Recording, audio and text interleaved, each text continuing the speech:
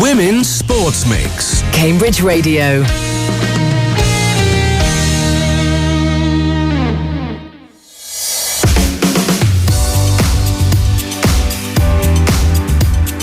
This is the Women's Sports Mix. I'm Amy Gray. And I'm Alex Elbro, and this is our fortnightly discussion about women's sports, promoting grassroots sporting opportunities for women and girls in the region and spotlighting our talented sportswomen. And you can listen to us on Cambridge Radio, or you can listen on demand at cambridge.radio, and we're on all the podcasting platforms, including YouTube, Alex. And me and Alex hadn't realised how popular YouTube was for listening to our podcast. No. So hello. Yes, hello. YouTube yes, listeners. Exactly.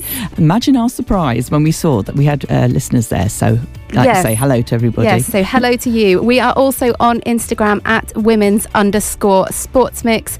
And if you would like to tell us about your sport, your team, grassroots activities for women and girls, please do contact us, Amy, which is AMY, at cambridge.radio. And today we're talking about netball, probably the most iconic women's sport. I can't believe it's taken us this long to actually talk about it. I spoke to Maiya Fleming, who is head coach of not one netball club, but two, the Rockets, and senior coach for MI7. I caught up with her earlier so we can see what she had to say shortly. And you might already know because you know them, but also you said Alex was on Home Again from 4 until 6, so this is her third hour on air. And you did tell us what MI stands for in MI7, didn't you? It's good. Mission Impossible. There we go. I don't know why, but anyway. Lots to discuss as well with our women's ice hockey team, Cambridge Kodiaks. They had the win against Slough Sirens, that abandoned game, Alex, against Peterborough Phantoms. And we're also previewing the upcoming game, which is Chelmsford. We'll have all the details from Kodiak's alternate captain, Claire Ledbury, who's been on the show before, so we're glad to have Claire back as well. We'll also hear from Liz Pamplin about Cambridge United women. They have a new signing, a striker, and they had a big win in the County Cup, which we talked about last time, and we'll have a look at their latest result and upcoming fixture. And Alex, what have you been watching on TV? Well, obviously, Gladiators. Amazing.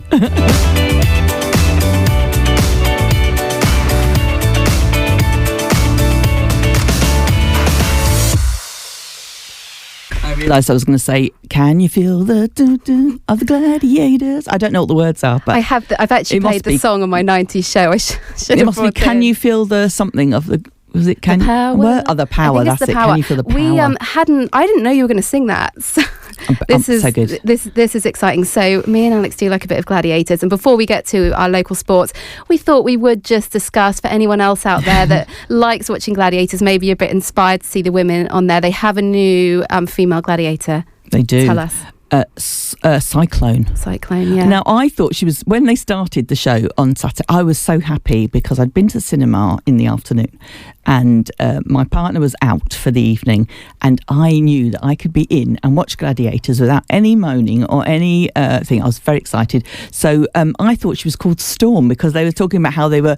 But they've got a storm already, haven't they? But I had the exact same conversation, honestly, because they also said a storm is brewing before she came in. I think this is where they said a storm is brewing, and then they were like, and she's called Cyclone. And I was like, hang on, you're mixing your... I'm trying to remember. Was there one previously? I think there's been a storm in the past, but maybe not now. We'll have to look it up. Do you like Cyclone? Yeah, I mean, she was all right. She doesn't... No, I liked her because she was quite feisty. She's kind of unnecessarily mean. Yeah, exactly. They were all being like that. I feel like they've been told, because this is the second series of the comeback. I feel like they've been told, but like last week you weren't strong, you weren't mean enough, and so this week they're all being mean. They're all being sent off. It was all a bit spicy, wasn't it? Yeah. Yes, I think maybe that's an editorial line they've got. I did like that. And another thing I've noticed that Alex has put in our little notes of what we're going to chat: new games. Yeah. Do you know what the new games are, Alex? Well, there was one where they had to run round. They played. No, they showed that on the clip, didn't they? I wasn't sure which ones were the new ones now. I can't remember. I mean, I don't watch from one episode to next, but I'm sure I read that Atmospheres is back. Oh yes, that was it. Season. Yeah, those little hamster balls that are running around. Which is one of the ones that I liked. I want to call it slingshot. I'm now thinking it's something slightly different, the one where you bounced up on the bungee cord. But Atlas Spheres is another classic, isn't it? Yeah, they had that back on. And they showed a clip of one where they look like they're just running around and they're chasing them. Which Unleash. It's called Unleash, but that's new. So that hasn't started yet, that one. What happens with that one? But one bit I was annoyed about, for them, really, I would have been really annoyed if I was, one of the team one of the women got injured, and so just before the eliminator, which one is really gutting for her. But then they said, "Oh, so you're just going through," and I was thinking, surely you can let her do it because you can get a time and you can get practice. She won't have had a practice now. For the next round. Mean. Yes, and just walked off, and I thought, sure. Definitely in the old series, I don't remember from the series last year. They used to always have someone that was a reserve. I don't know. And they would do that bit, wouldn't budgetary reasons. They can't put up the reserve. Yeah. I don't know, but that is very true.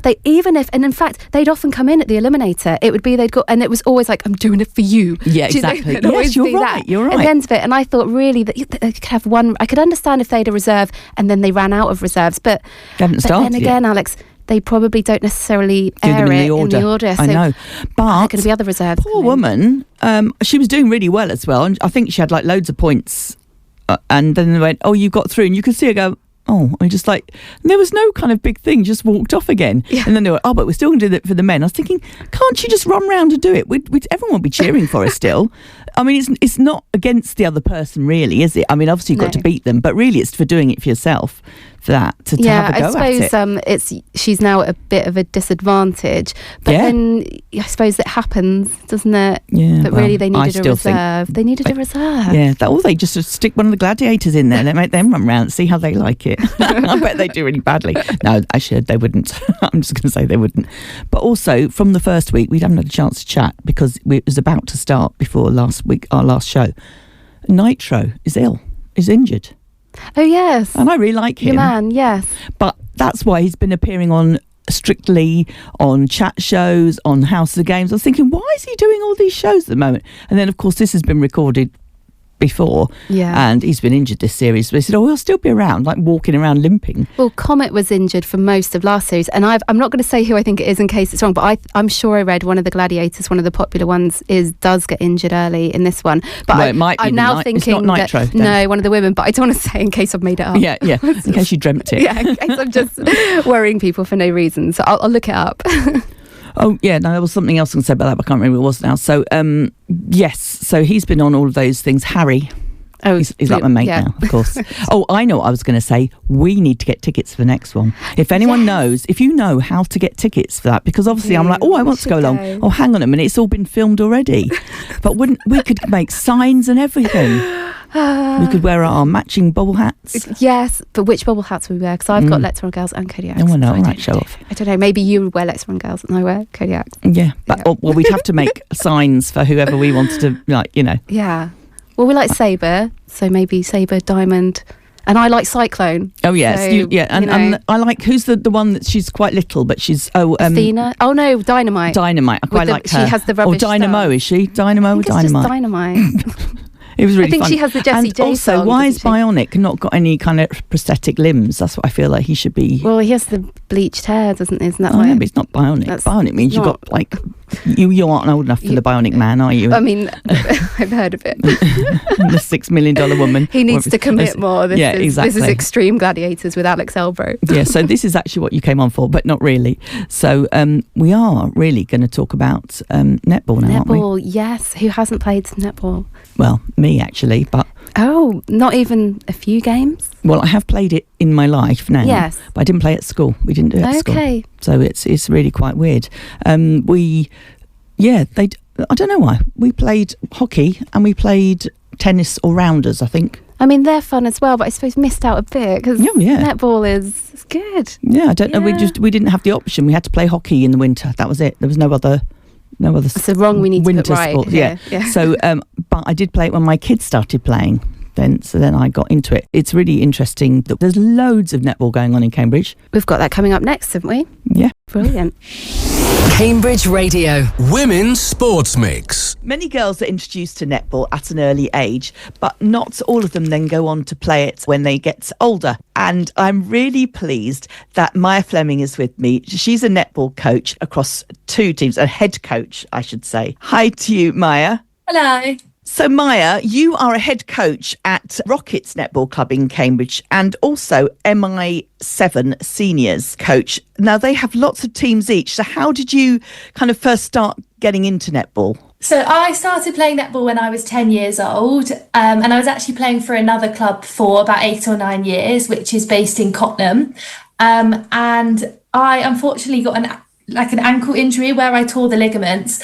And during that time when I was on crutches, I just had the bug for netball. I just wanted to keep being involved in the community and around the sport. So I took up coaching. So I initially started coaching Rockets 3 seasons ago, and then last year picked up Mission Impossible, which is MI7 Seniors, picked up being a coach there as well. I'm going to say that is the best name. Well, Rockets is a good name, but Mission Impossible is a really good name. Do you know how those names came about? I actually don't know the history to Mission Impossible. I know the Rockets history. So we used to be sponsored by Tony's Ices, which is an ice cream company. And I think they just wanted to choose one of the ice lolly names. So they're named after a rocket ice lolly. But I'll have to get back to you on the Mission Impossible one. Already I can see that ice lolly from years ago, so that is actually a really good one. You said you started because you had an injury, so you found that it's good to keep going and being involved. But lots of girls, once they reach their teens and things, they kind of drop off on doing sports. Is that the same with your netball teams? Because you go through all the ages, don't you? Yeah, so Mission Impossible, they have a junior club, and that is a really, really successful junior club in the area. And they have ages 12, under 12s, under 14s, and under 16s. And they netball in Cambridgeshire is set up on the basis that once you're past that age, you will more likely move into this adult leagues and the senior leagues. But I think there's probably maybe an area, a bit of a space where an under 18 team would be really beneficial, and that would help younger players sort of stay in the sport for that little bit longer, because obviously you've gone from participating in a sport where you're surrounded with all your friends to maybe moving into a team where you're the only one under 18 and the rest of them are sort of later on in their lives working full time. And I think that can be a bit intimidating for some of our younger players. But unfortunately, it is just, I think there is a lot of netball in Cambridge. We play all day Saturday, all day Sunday at Netherhall Sports Centre. So maybe there's not quite space for an under 18 team, but I think that is why people start to fall off. Yeah, I think it's also, it's not just in netball, is it? It's in all sports, but it'd be great if there was a way that could sort of capture people and keep them interested. But I think it's also because that's when you're doing your A-levels, and that's when you often go off to uni, doesn't it, and stuff like that, I suppose. But it'd be nice to get them back again afterwards. But clearly you do, because you said you've got these more adult teams. Do you find that's what happens, is people come back after having been away a bit and then think, I need to get back to doing something like this? Yeah, definitely. We get a lot of intake from sort of returners from university, that some have only actually picked up the sport at uni, which is always great to see that it's become a passion of theirs and that they want to continue it. And I think sometimes it's just difficult as you sort of get into those later teenage years to find time in your life to keep up with the sport, especially with academic pressures and stuff. But obviously when it's built into your curriculum at uni, where they have sort of Wednesday afternoons of sporting afternoons, I think people do tend to sort of pick that back up. And therefore, when they move home or wherever they choose to settle with work, they do sort of have that space where they want to fill it with sport again, and they want to be outside in the fresh air after a long day in the office. But also, if they've moved to a new city after uni, they use it as a social thing to make new friends and meet new people. Of course, because you were saying it's a very social game, isn't it? Not only with your team players, but with the training and everything else. So when do you train for each of the different ones? So MI7 train on a Monday evening from 6:30 until 8 p.m. at Netherhall, and Rockets train on a Thursday evening from 7 p.m. till 8:30 at Netherhall. And I definitely think it's one of the more social sports because we have a centralised venue. So So whilst they both train at Netherhall, and that is just a coincidence, there's lots of training venues around Cambridge. All matches are also played at Netherhall School, which I think is really, really nice in terms of the social aspect of it, because there's 5 netball courts there, which means there's essentially 10 teams travelling to play at each time slot, which means that there's just a huge community, really. Wow, that is a lot, isn't it? Do you think is that the biggest sort of in the area then, if you say that matches are played there? Yeah, so definitely. Netherhall has 5 netball courts, and quite often, well, I would say 90% of the time they're all utilised. And there isn't any other netball leagues in the area that would necessarily, or not competitive netball leagues in the area that would have that same turnout. There is a friendly league on a Tuesday evening, again at Netherhall, called Play Netball, and that again will use, I think it's either 4 or 5 courts at the time.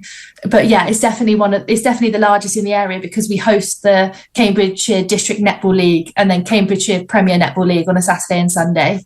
And did you say that some of those teams are in the league and some are kind of more sociable? Which is kind of which? MI7 and Rockets are within Cambridgeshire District League, and that's played on a Saturday. And then Rockets' first team is within the Cambridgeshire Premier Netball League, which is on the Sunday. But Rockets formerly had a team within the Play Netball on a Tuesday.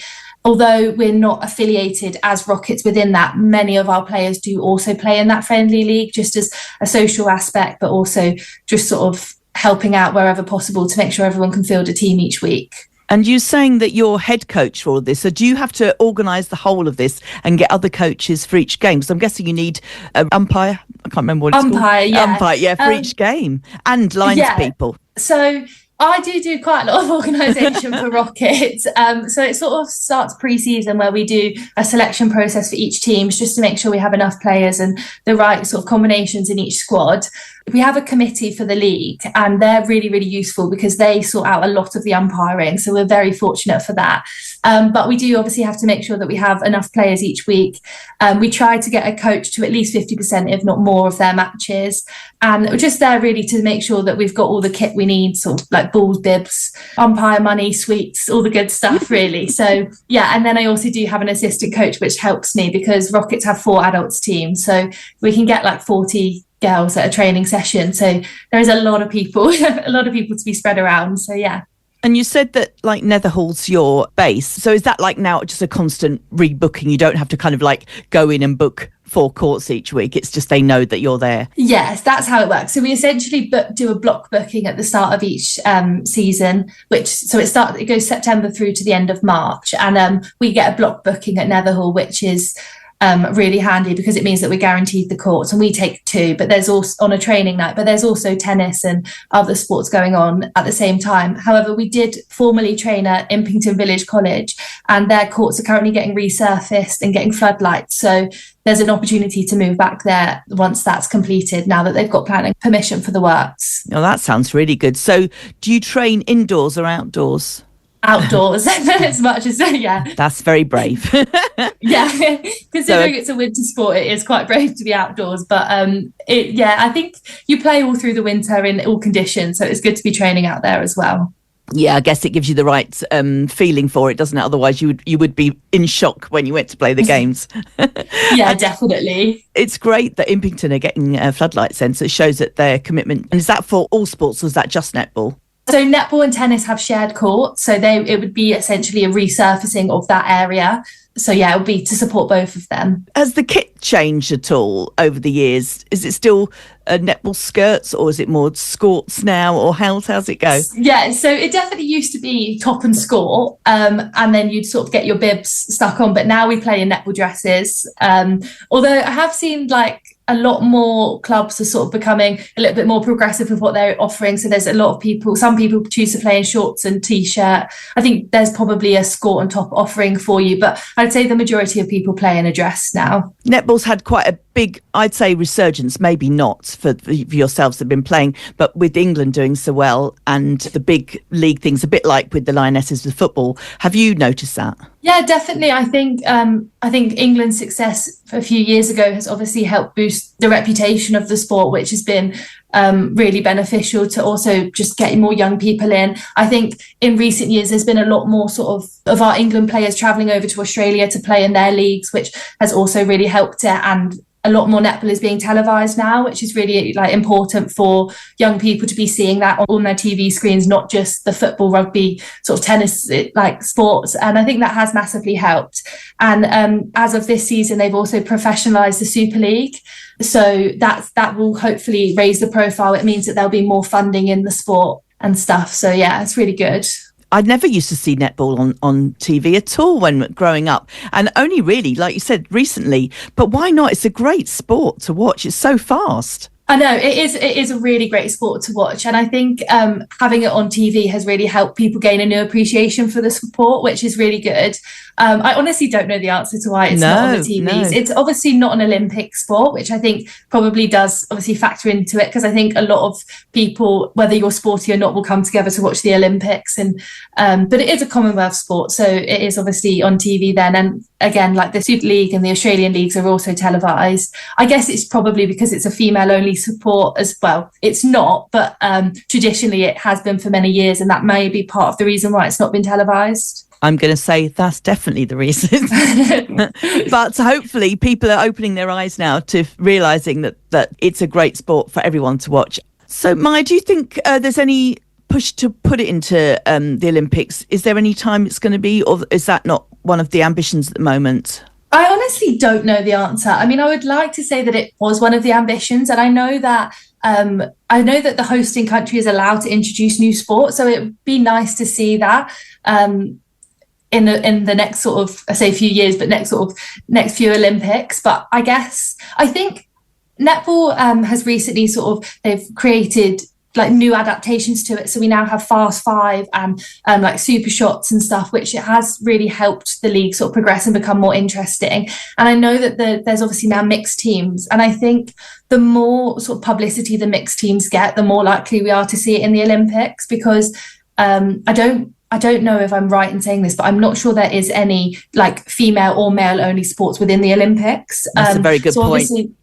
So obviously that is a restriction that netball has, and the more that we can branch out to male players, umpires, everything like that, will probably help it. I mean, Gary Burgess is one of our most famous umpires from England, and he's obviously a male and within the sport. So yeah, it's definitely not a female-only sport as much as that is how it's commonly perceived. Yeah, I think that's it. That's probably from school, where girls were taken off to do netball and boys were taken off to do football. In my day, I mean, and you never got to do either of them. So either way, it wasn't good in that sense. But having an appreciation now of all sports like that is going to be great, isn't it? Just going back to specifically in Cambridge, if someone's looking, they think they want to take it up from where they used to play it, or they're a complete beginner, can they come along to any of your sessions, and how should they get in contact? Yeah, absolutely. We are always open and welcome to new players. The best place to get in contact is definitely for Rockets is through our Instagram, which is just Rockets Netball, or through our website. And then same for Mission, actually.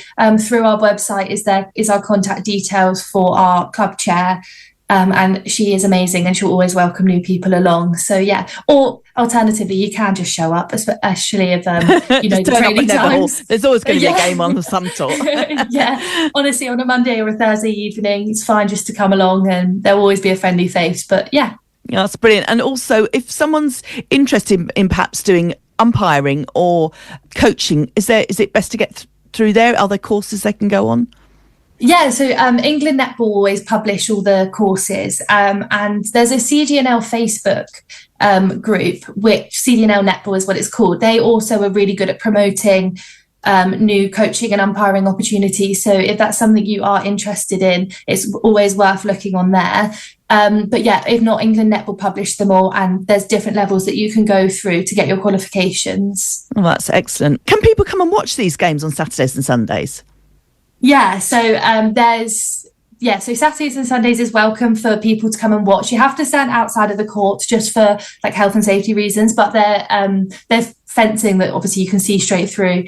And yeah, there's quite a big area behind the courts where there's sort of like a bank that you can stand on and watch. So yeah. Oh, well, that sounds great. And I've just realised that because you play till March, we're almost coming to the end of the season now in January.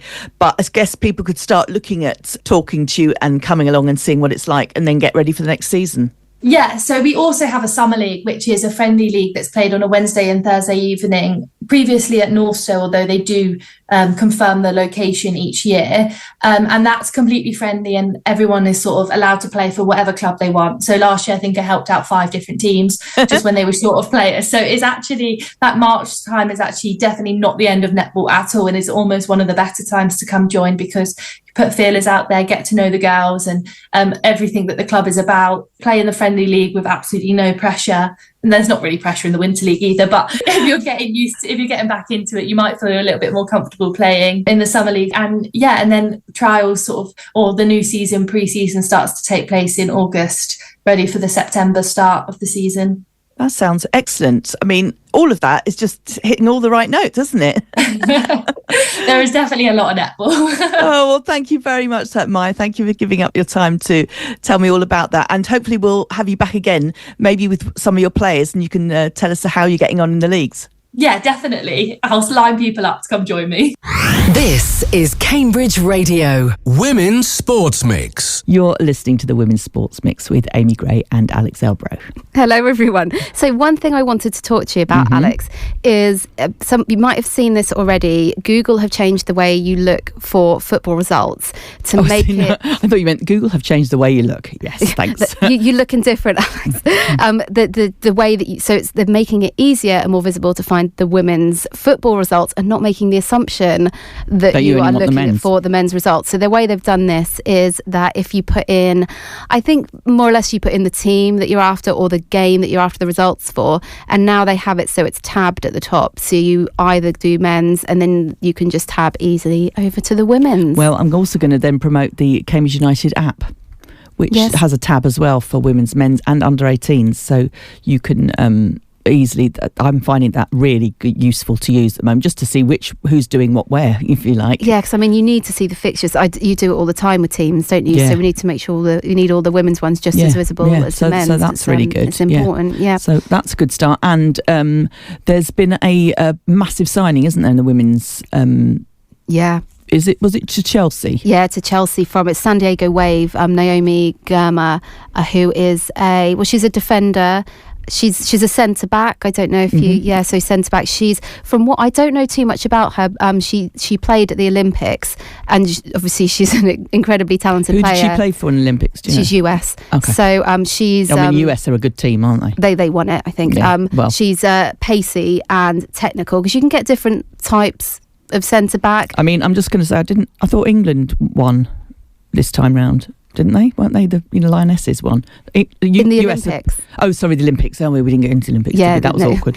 Yeah, I didn't actually watch it after that. For that reason. Sorry, I thought you meant won the World Cup. So Naomi Girma's only 24, so still lots to come. I mean, if she's the record signing at 24, you know, what are we going to get in the next couple of years? And the record signing is for $1.1 million US. So that's how much the signing is. I don't know if she's the best paid player. I don't know how it works. I don't know if that sort of information comes out. You'd think maybe if she's the biggest signing, I don't know.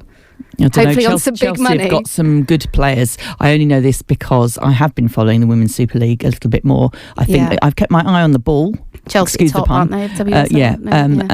Compared to you, you beat me from the start, because you obviously studied it at the beginning, and then you've drifted. And I was looking at it last week. Hang on, it says I've gone up, and there's not many people in our league. Please join our league; it'd be great. It's on our socials, which is the Women's Super League Fantasy Football. This is before everyone was very confused. I've realised I didn't actually say fantasy football in that. Yeah, we don't have any rights to these players. We aren't actual managers. We might have them in our teams. I suddenly overtook you, not by a lot. So I feel like I'm giving you a heads up now for you to go and check. I'm just trying to get by here, as long as I can get through the day. So I need to start putting some time aside to beat you. Yeah, exactly.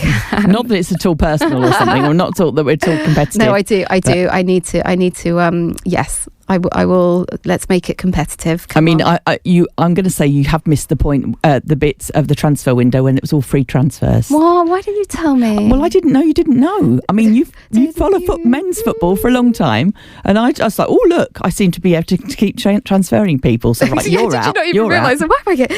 There's some sort of bargain I'm getting for free. I could see it. No, that was a joke. I could see it had actually infinity on there, so I thought, well, wow, it could be. But also, the app is still a little bit more clunky than the other one, because obviously it's two people that have created it, which is great. Yeah, no, I think it's good that it's there. Sometimes you have to try and work out it? What you're doing. And it doesn't have the same UI as the Fantasy Premier League, but I think it's good to have something there, and you can always make improvements, can't you? It's best to just get something out, get people playing on it. Yeah, it's only been their second season, I think. So yeah, good. Okay, well, what have you been up to, Alex? What have you got planned? Well, what have I got planned? Well, at the weekend, I said to a friend who's doing a lot of running in the next few months that I would run the Cambridge Town and Gown 10K in October again, because I didn't do it last year. I think I might have even said it on this programme anyway. But she said, I'll run it with you then. And I was like, right, I'll go now. I really have to do it. So, I mean, I do have to start actually running again. Yes. I haven't been running for ages. But you had your injury. Yeah, I know, and it's really annoying. And I've been very, very busy. And that's not an excuse, but it kind of is for me, because I have to run at a certain time. You know, I'm not running out in the rain and the dark. So yes, I've said Cambridge I'm not doing the Cambridge Half Marathon. She's doing the Cambridge Half Marathon, which is coming up.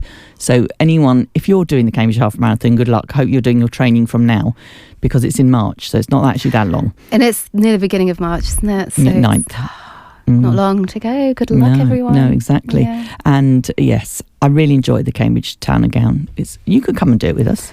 That's 10K, we'll talk about that later in the year. Oh my gosh, I don't know. I mean, that would be a big thing for me if I did a 10K, I think. But well, I always said I wouldn't do a 10K, and then look, here we are.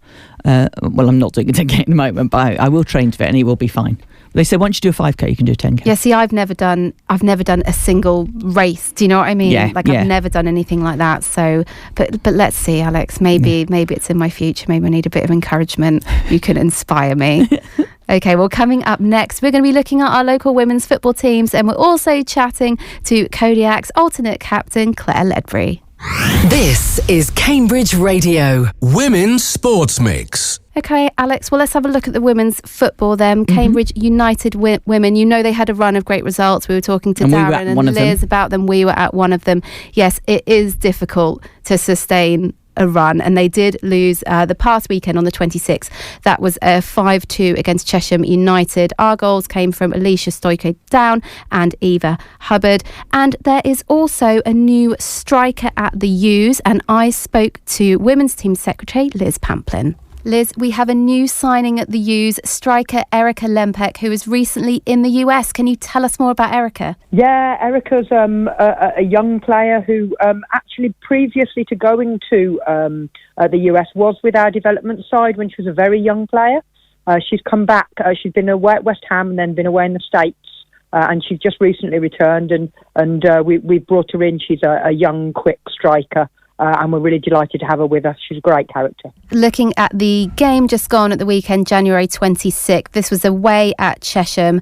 It was a 5-2 loss. What did you think of this game? Tough. We started quite slowly, unfortunately, and we were 2 down before we'd even felt like we'd gone off the coach. And then we managed to, we played quite well first half in terms of pegged them back and pulled back a goal, and then pulled back a goal at the very start of the second half.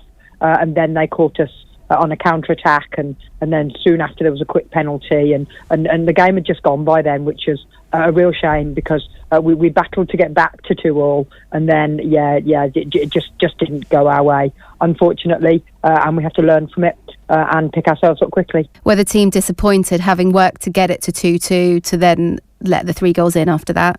Yes, very much so. I mean, as I say, that they scored 2 very early, and then the effort it takes to pull those 2 back, and we got to that stage, and then to let in 3 quick goals after that was the team are very disappointed. As a whole, we're disappointed with the performance. But we know that we can learn from it, and we need to bounce back for next week. So let's look at the previous week's County Cup, and you told us in our last episode that you use a top seed for the County Cup. There were lots of social media updates for this one. It was a big score. We were really pleased with the score. We were, to be honest, we used the County Cup. It's really important fixture for us to be able to bed some of our under 18s into the team and to get some of them minutes at women's football, which is what we want to do because we want to bring our young players through. So we had a mixture of some of our senior pros and our younger players, and we've actually played some very, very good football and managed to get quite a few goals on the end of that, and quite a few of our youngsters managed to find the back of the net as well, which is brilliant. So this was 10-0, wasn't it, against Chatteris? Yes, it was. Yeah, Chatteris were really good in keeping going for the game. It's difficult when you're playing against a side who you know play in divisions higher, but they worked really, really hard to close us down and to keep going for 90 minutes when the game's going against you. So we're really pleased with the run out for our players, and really pleased with the opposition for the way that they kept themselves in the game as well. So we've got London Bees up next. This is Sunday, February the 2nd, away at the Hive Stadium. What do you think of this one, Liz? Tough fixture. This will be a really tough game. In the game that they came to us, we didn't perform very well, and they beat us quite convincingly. So it's our turn to go there on the back of what hasn't been a great result for us this week and bounce back really strongly and take the game to them and really attempt to get a really good result over there. We know we can. We've got the ability. We just need to react very well from Sunday's disappointment and go to a team who are a good, well-experienced team in the division. So we've just got to work really, really hard to get ourselves a result at the Hive on Sunday. Thank you to Liz Pamplin for talking to us as always, and we're hoping for a strong result against London Bees coming up. I love that the London Bees play at the Hive. I mean, it's so good, but also I do feel so sorry for them because they were on such a good run, and we know. Yeah. I mean, I know every team's deserving, but it does feel like it would have been nice for the new striker, wouldn't it? Although I think she was on the bench there, wasn't she? She was on the bench, and I can't recall if she actually had any minutes, but yeah, I think like me and Liz were saying, it was 2-0 down. I loved Liz said before we got off the coach, it felt like we were 2-0 down. Oh no! So funny. And then to get that back from 2-0 to 2-2, and you're like, we're doing it, and then they just didn't really have enough, and and then let in 3 more. So but onwards, I mean, I was I wasn't obviously there to watch it, but I was watching it on social media, and I sent you a message and I was saying, oh goodness, it's getting. You think we're like saying, can we just stop now? Histon Ladies we're going to look at now, Alex. So they were playing in the League Plate the past Sunday, so Jan 26th, and that was a 2-0 loss against Chelmsford City. So back to concentrating on the league for Histon Ladies. They are out of the Plate, and Cambridge City Women, who we know are in need of points. They had a very difficult fixture, though. It was This was on the 26th on Sunday. This was away to Luton Town. They are one of the best teams in the league that Cambridge City are in, and it was 3-0. When you're looking for points, you're probably not going to get them there. No, exactly. So there will be games that they'll be eyeing points at. And although, yes, obviously that would have been, that's a freebie, it's like a bonus, I suppose, away to Luton.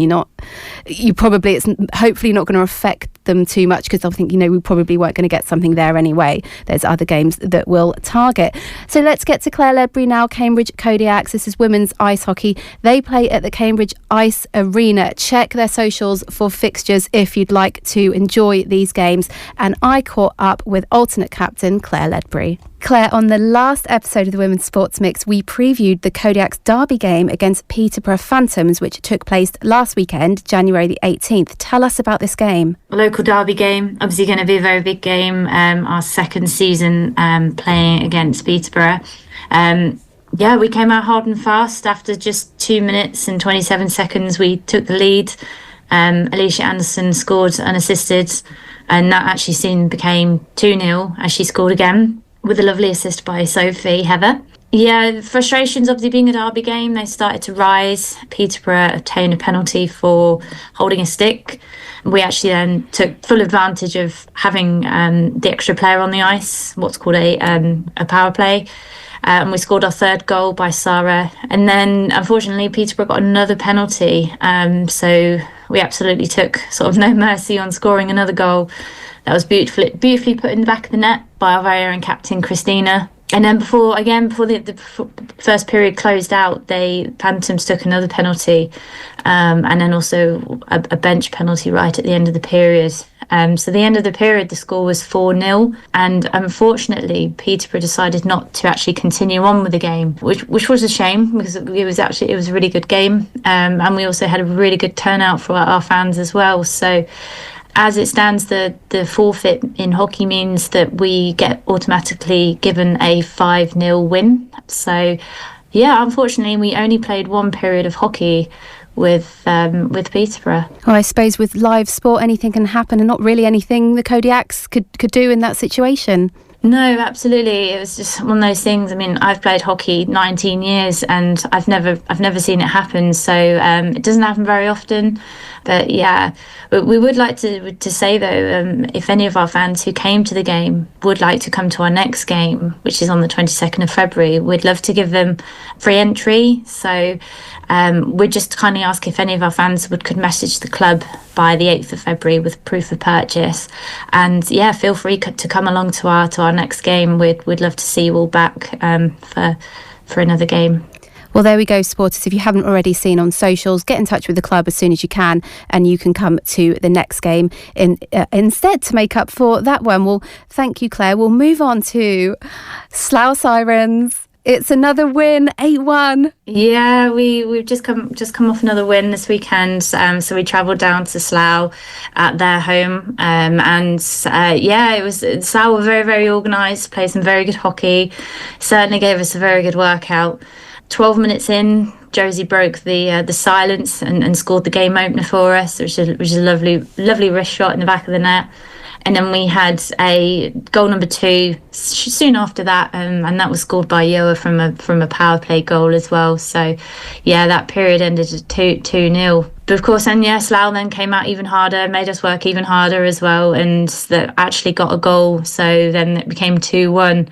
Obviously, tensions were rising. It was obviously we then sort of skated even harder, even faster, and then another goal popped in as Slough did, unfortunately took a penalty. So end of the second period, it was 4-1 to us, and then by the end of the third period, we finished up the game 8-1. Well, I think any of your opponents would know if it's got a bit tight at 2-1, Kodiak's going to be going for it.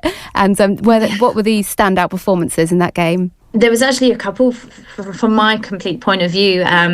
Christina, obviously hat-trick. She's always absolutely amazing out there. Our captain for the team, always amazing, always puts in such a great effort.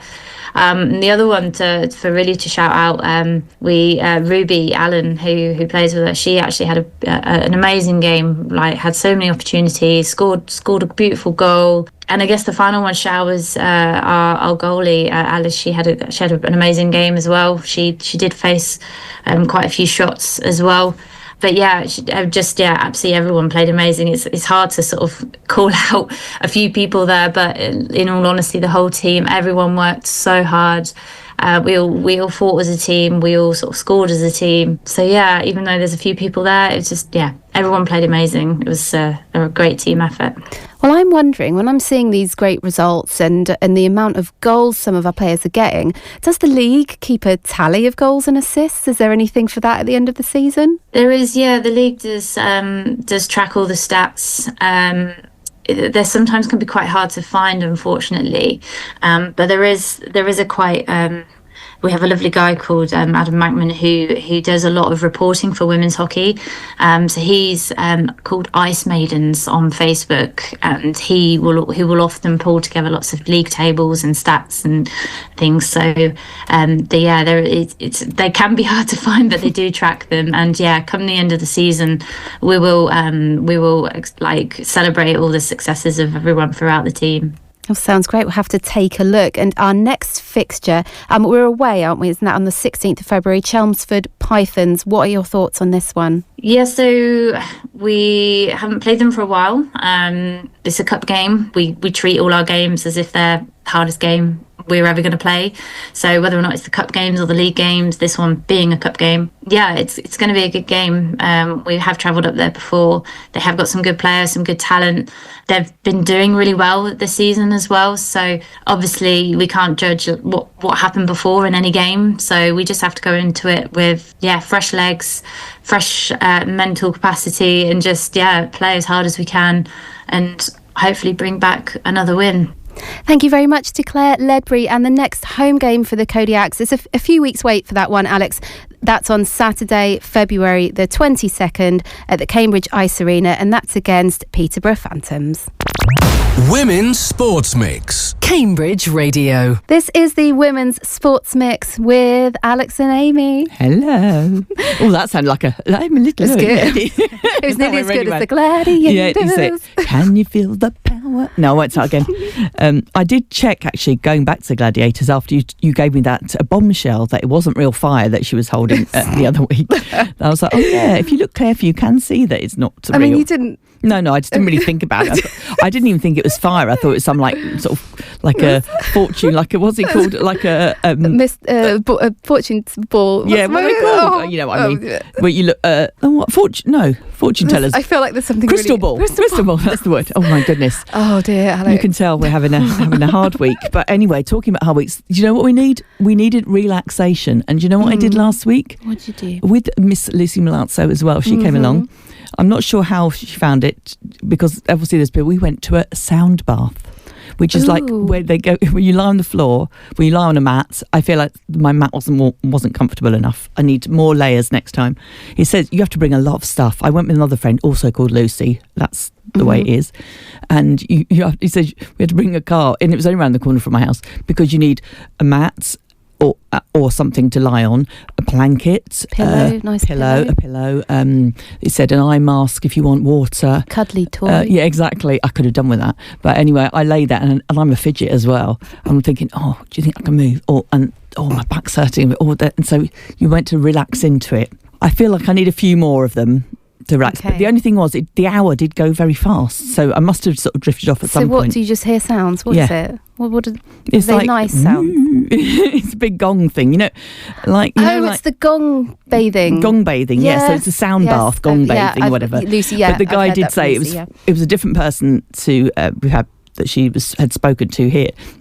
And he was saying to take away any things of thinking it's time for dinner with the big gong, or that it's the beginning of a film starting, which then made me laugh. And then my other friend Lucy said, it's like having a sleepover, isn't it? Which doesn't set me off in the best way to So is to relax. The idea that you do the relaxing and then you can do your activities? Yes, then you've had a good rest. You've given your body the rest. But that night I slept really badly and had a massive headache. But I think that maybe that was all like some of the stuff coming out. I don't know. So are you doing another one? Maybe. I've said to get the newsletter kind of thing. He says he does them once a month, but I've ordered some new jogging bottoms. This is good because the ones I've got, they are olive green, and I've got an olive green half zip sweatshirt to go with it, because my legs got really cold because I had cropped jogging bottoms, which doesn't really make sense, does it? Anyway. And you often wear sports stuff a lot, don't you? And at some point you have to go. Yes, have actually been wearing this a lot. Yeah. Well, maybe some people have lots, but I certainly don't. And I think I really need to get a few more things in my sporty wardrobe to encourage me out. But I do need a more padded like a yoga mat thing. Some people had ones that looked like they were like blow up. I don't know. Oh well, they know what they're doing.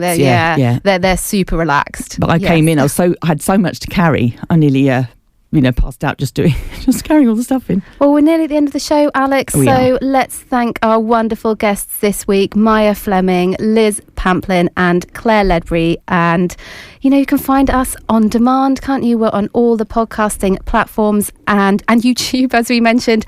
And Instagram is at @women's_sportsmix. And our next show will be in 2 weeks' time. See you then. Bye.